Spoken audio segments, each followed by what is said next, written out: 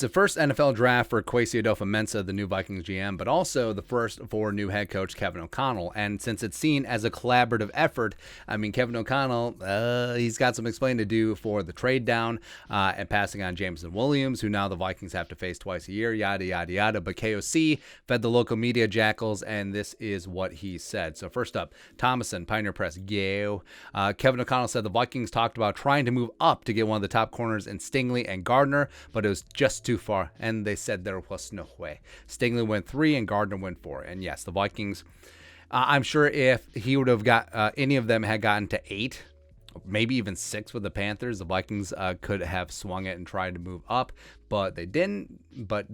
So they didn't.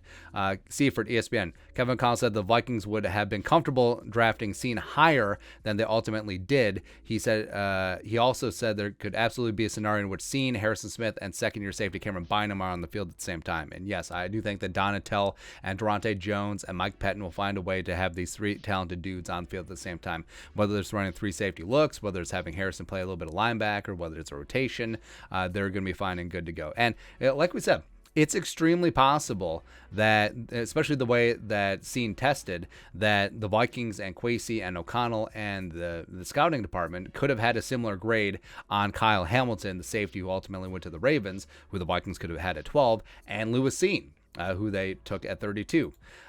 Chad Graff, The Athletic, go. KOC said the Vikings talked to a lot of Georgia players in the pre-draft process and asked which teammate they like to bring with them to the NFL. And Lewis Cine's name came up a lot, O'Connell said. So they had Devontae White in for a top 30 visit.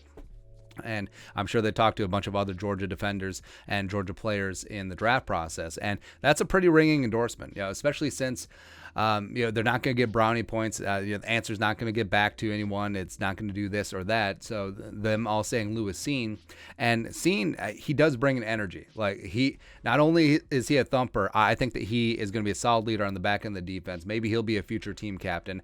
But I mean, there's just something to be said about having some juice. And this defense, the last couple of years, I mean, they had some glory days for sure, but the last couple of years they've been a little bit lethargic. So having just a hammer and a lightning rod on the back of that defense, I'm fine with it, man. Chad Graff, go. Kevin O'Connell said that the wide receiver movement and the value placed on that position tonight. Thankfully, he said, I feel really, really good about our receiving core. Now, 6 wide receivers went in the first round, and the Vikings, they could have had Jameson Williams at 12. They could have had Treylon Burks. They could have had Jahan Dotson, etc., but they didn't. And I think that it does speak to how they feel about the wide receiver room. Also, Keenan McCardle pleaded with O'Connell and Kwesi about, hey, we're good at wide receiver. You could spend that draft pick elsewhere, because the Vikings, Jefferson, Thielen, even though he's going to be 32, KJ Osborne, ISM in year 2, BC Johnson coming back, don't forget him, and the rest of the cast. I think the Vikings wide receiver room is pretty good, but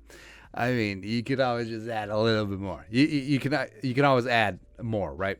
And then lastly, Thomason, a Vikings coach Kevin O'Connell, didn't deny that they will take a good look at cornerbacks on day 2 of the draft. So I like a head coach who speaks about both sides of the team and even special teams. So Kevin O'Connell, offensive guy talking defense, you love to see that. And the Vikings at 34 are in a prime position. Andrew Booth Jr. From Clemson, Kyler Gordon from Washington, 2 great cornerbacks that the Vikings could easily have at 34. And then I think that would really cinch up the Lions trade as a W for the Vikings. But that's it. That's taking a look at Kevin O'Connell's post-first round draft presser at first draft as head coach. A lot of things going on, man. But let us know your thoughts on our thoughts, on his thoughts in the comment section below. Subscribe for daily Vikings takes. Want to support the work, put a little something in the Venmo. But until next time, Skull Production Value.